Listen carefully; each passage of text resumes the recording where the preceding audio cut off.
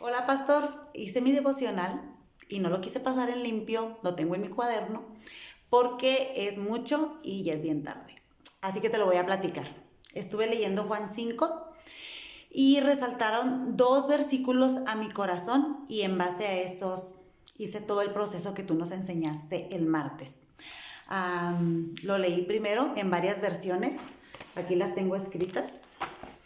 Es Juan 5, 39 y 40. En la Reina Valera dice: escudriñad las escrituras porque a vosotros os parece que en ellas tenéis la vida eterna.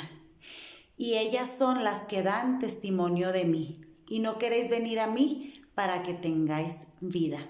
En la Nueva Traducción Viviente dice: ustedes estudian las escrituras a fondo porque piensan que ellas les darán vida eterna, pero las escrituras me señalan a mí.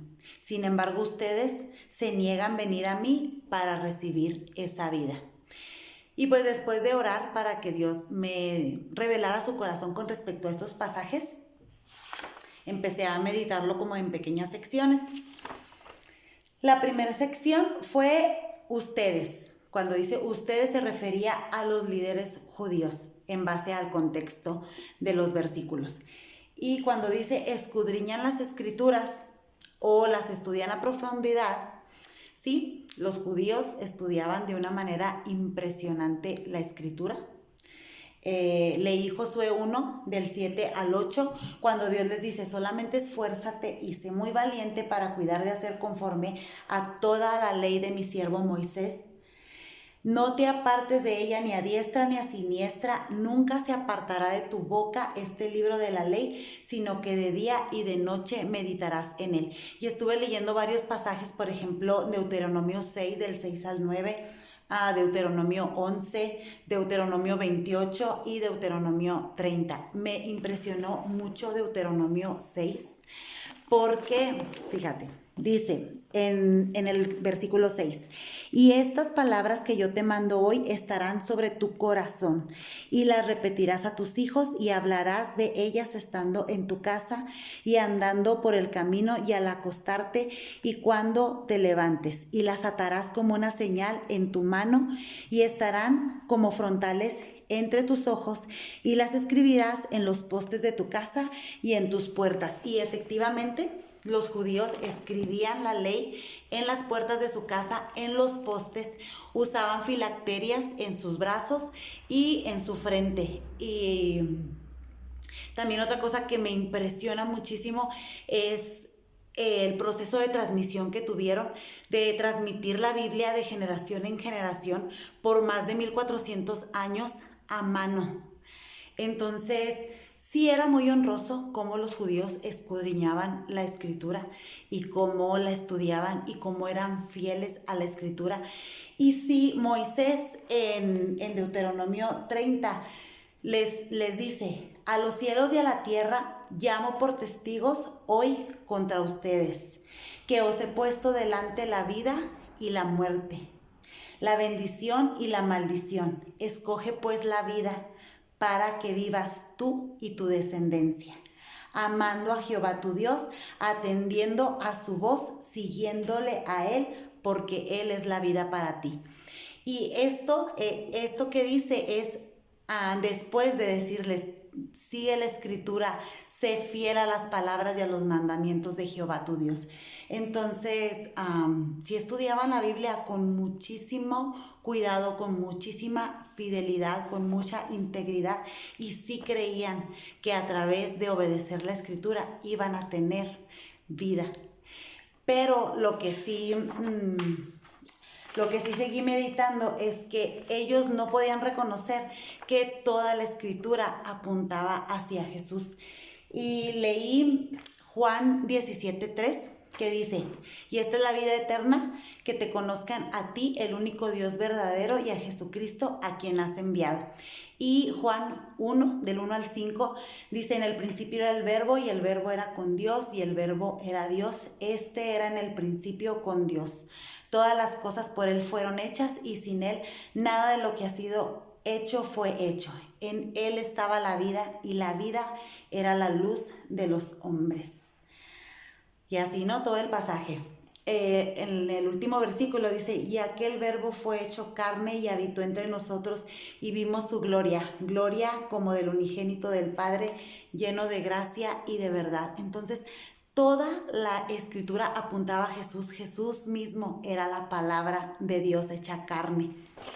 Y otra de las cosas que leí que se me hace impresionante con respecto a que incluso en el Antiguo Testamento siempre apuntaba a Jesús era el sacerdocio de Melquisedec. Cuando Abraham va y rescata a su sobrino, y en Génesis 14 del 18 al 20 dice: Melquisedec, rey de Salem y sacerdote del Dios Altísimo, sacó pan y vino y le bendijo diciendo: bendito sea Abraham del Dios Altísimo. Y fue cuando Abraham le dio los diezmos de todo. Y este mismo pasaje hace referencia en Hebreos 7.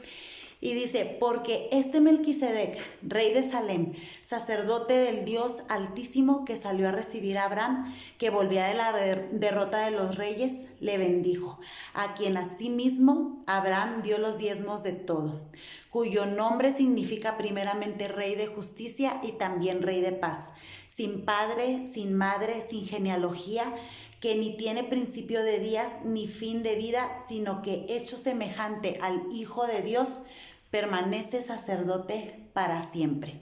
Y luego más adelante dice: pero aquel cuya genealogía no es contada de entre ellos, tomó de Abraham los diezmos, porque manifiesto es que nuestro Señor vino de la tribu de Judá, del cual nada habló Moisés tocante al sacerdocio.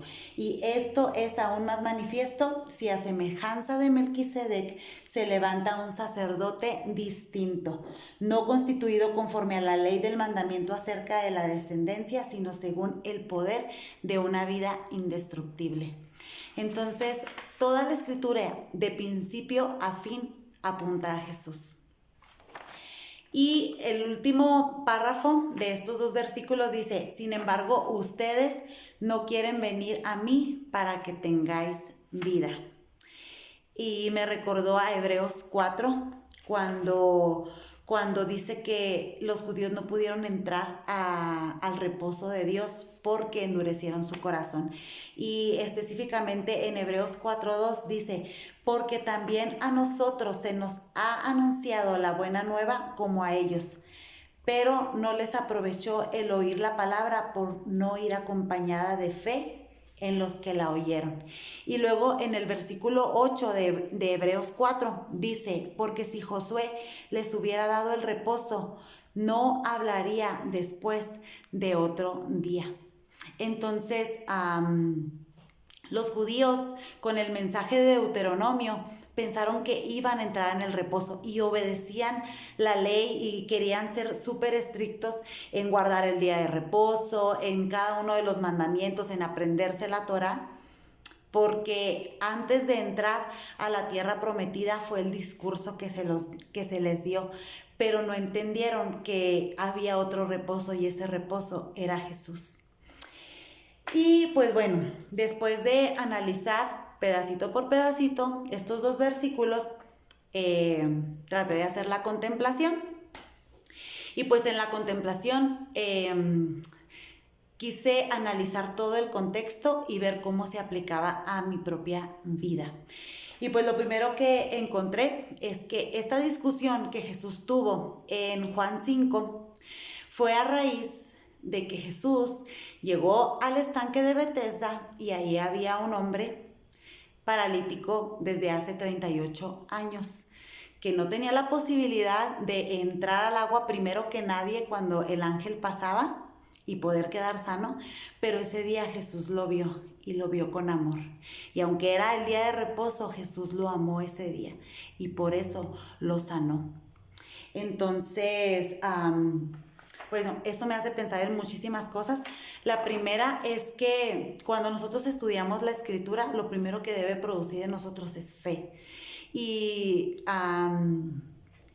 pues la Biblia dice que la fe viene por el oír y el oír la palabra de Dios, y que sin fe es imposible agradar a Dios, porque es necesario que quien le busca crea que Dios existe y que es galardonador de los que le buscan.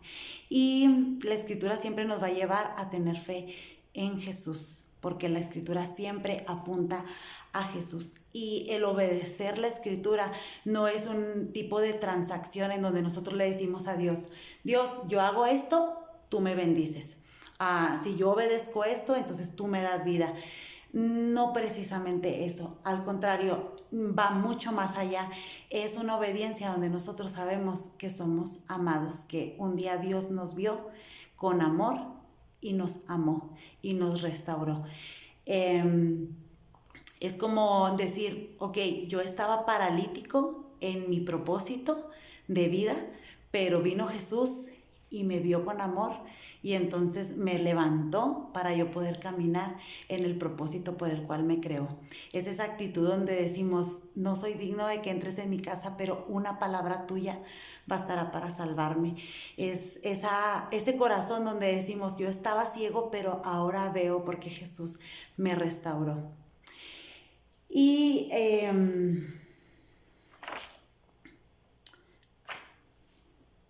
también obedecer la palabra de Dios implica dar de gracia lo que de gracia recibimos.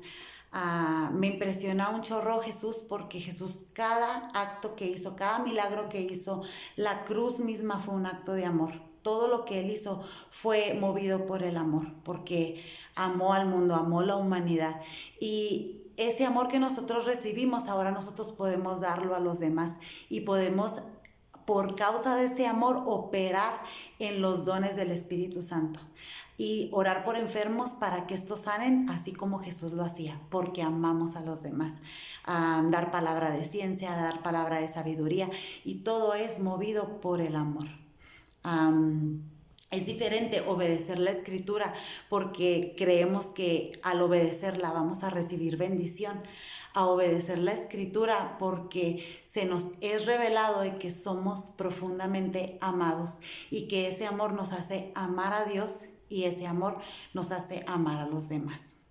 Y pues hasta ahí mi reporte. Nos vemos mañana.